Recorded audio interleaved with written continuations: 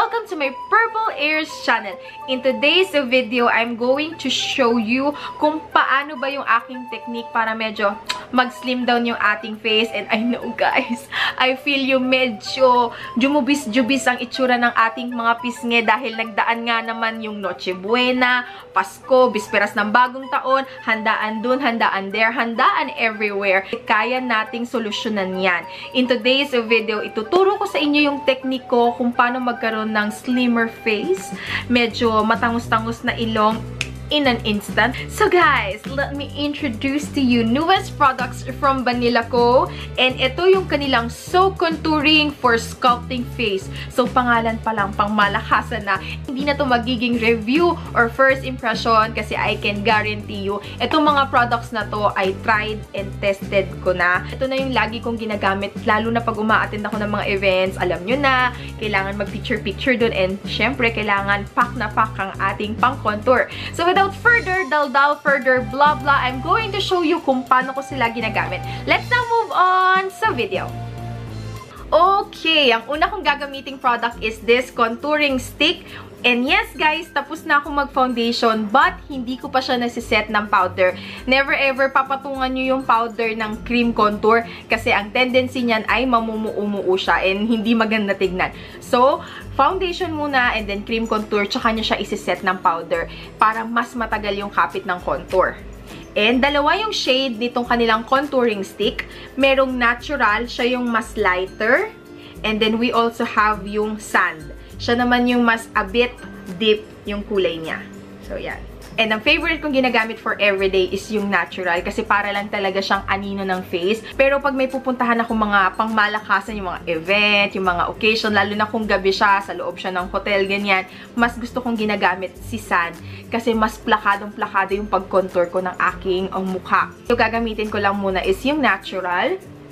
Yung makikita nyo yung parang pinakapatilya nyo, o kaya pwede kayong mag-fish face, ganyan. Mag-create yan ng parang guhit. Yun yung inyong susundan. So,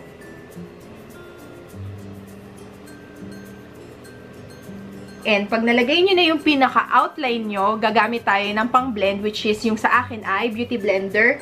Medyo damp, para mas ma-blend niya maigi yung product. So, basain lang natin siya konti. Tapos, dab-dab lang. Hanggang sa mag-lighten up. And mawala yung guhit na guhit talaga. I-try naman natin ngayon yung darker shade, which is yung sand. And dito naman siya sa noo. Yan o. Mas kita nyo, mas deep yung pagka-brown niya. Gagawa lang ako ng inverted number 3. Tapos dito, sa ilalim ng panga.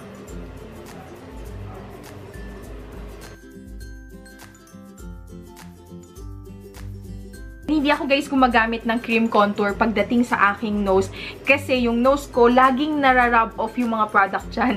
Kaya minsan yung cream kumakalat siya nagiging itim or brown yung aking nose. So mamaya papakita ko sa inyo kung ano namang product yung ginagamit ko for my nose. Pero yung cream maganda talaga siya pagdating dito sa cheekbone kasi buhay na buhay yung pagka-contour niya. So yan. Blend, blend, blend. Take time to blend para mas maging mukhang natural, mas maging mukhang anino lang siya, ganyan. And ang pinaka-goal natin, mawala yung harsh edges niya o yung talagang kitang-kita na guhit sa mukha. Kaya blend, blend, blend. Take your time. So, there. Pag na-blend nyo na maigi yung inyong cream contour or yung contour stick, ngayon, pwede ka na magpatong ng powder.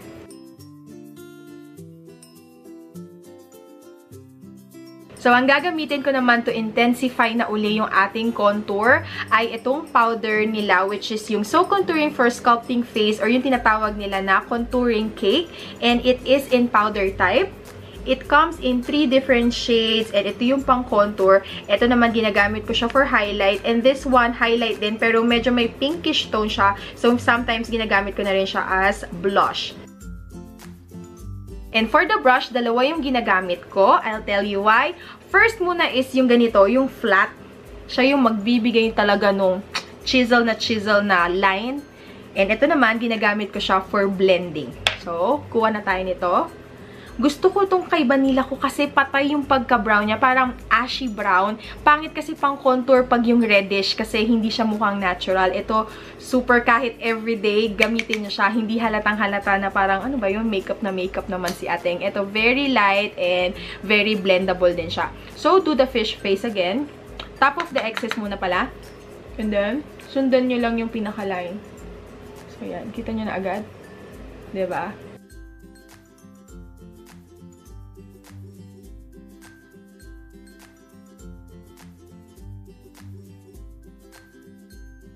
So, ayan. And kita-kita pa rin natin, meron siyang harsh edges na talagang halatang may nakalagay na ganyan sa ating face. And ito naman yung gagamitin kong brush for that. This is for blending. Medyo slanted din siya para mas madali nating ma-blend yung contour.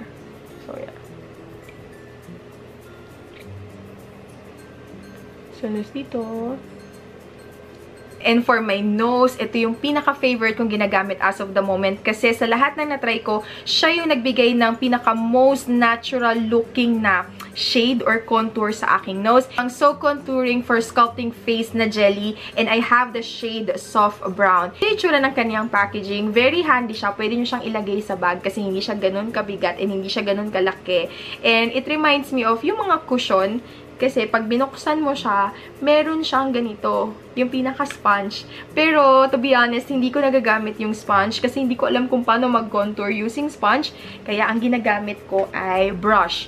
Dalawang brush din yung ginagamit ko. Yung una ay pang outline and itong second one is pang blend para mas magmukha siyang natural.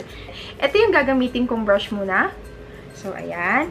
I-dip ko lang siya. Guys, ha, a little goes a long way. Pagdating sa pagko-contour ng nose, i-build nyo yung color. Wag yung isang bagsakan kasi magmumukha talaga siyang parang meron kang dinrawing na linya sa iyong ilong. Dapat sobrang konti lang muna. Tapos, pag hindi ka pa satisfy sa pag-contour, tsaka mo lang siya dadagdagan. Wag yung sobrang dami in one go. Okay?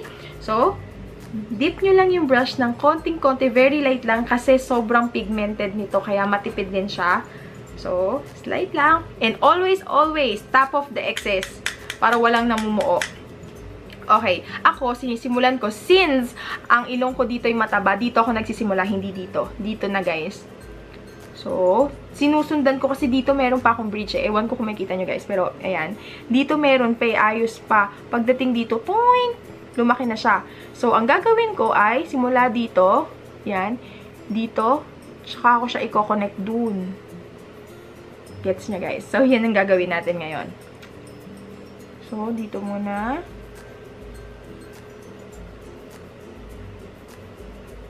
Ko-connect ko siya doon. Hanggang dito sa may kilay. And guys, yun nga pala tip, ang turo ng isang makeup artist na friend ko, hindi dapat, ano lang, straight line. Dapat para siyang yung shape ng pencil, straight, tapos pagdating dito, gagawa ka pa ng patulis. Yan. Sa dulo, para mag-move forward to. Yan, tsaka mas, na siya, mas magmukhang payat yung dulo. Pag okay na yung outline nyo, syempre, kailangan pa rin natin siyang i-blend. Ako ginagawa ko circular. Yan, circular motion. Next naman, gagamitin ko tong lighter na shade. Ilalagay ko siya sa gitna. Itatap-tap ko lang para mas mag-umangat. So, yan. Kita nyo, guys. Umaangat siya. Ito naman kanilang jelly na pang contour. Para siyang nag-aagaw na powder, na nag-aagaw na cream contour. Kaya mas matagal yung kapit niya sa face. And at the same time, hindi siya ganun ka-heavy. Kaya, perfect siya pang contour ng nose. Gamit lang kayo ng brush. Okay. Blend, blend, blend.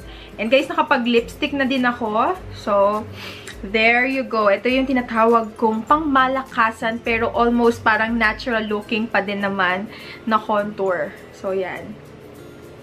Pinaka-favorite ko talaga yung nose kasi it makes a lot of difference pag naka-contour yung nose. So, yan siya, guys.